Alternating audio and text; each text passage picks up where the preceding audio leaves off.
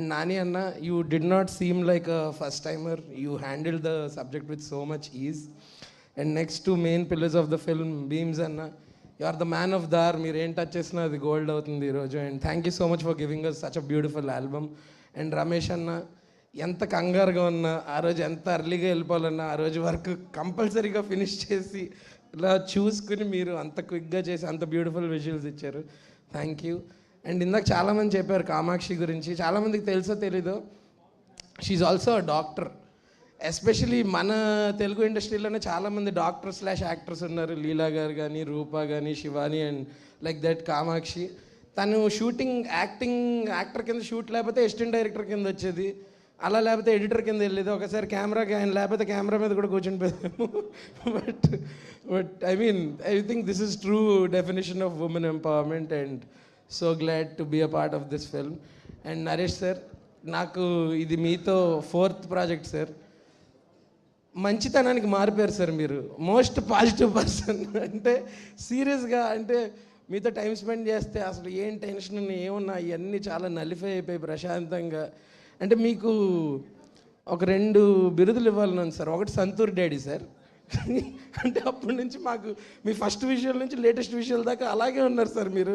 ఆ trade secret ఏంటో చెప్తే మీకు కాదు, మీకు అవి పనికిరావులేండి, నేనేదో అప్లై చేయడానికి ట్రై చేస్తా. అలాగే నెక్స్ట్ ఏంటంటే రియల్లీ మీరు ఒక మంచి మనిషి సార్. మీకు మంచి మనిషి అనే ట్యాగ్ మీకు ఇవ్వాలి sir. And me comic timing గురించి అందరికీ తెలుసు, but the way you explore your range of actions with, you know, your intense acting or different kinds of emotions is definitely one for the books, and we draw a lot of inspiration from you.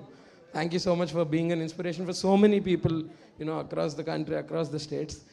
And to sum it up, yeah, మా cinema 21st November release అవుతుంది. అందరూ ఖచ్చితంగా only థియేటర్స్లోనే చూడండి. ఇప్పుడు piracy అవుతుందన్న భయం అసలు లేదు, ఎందుకో మీ అందరికీ తెలుసు కాబట్టి ఆ గొడవే లేదు.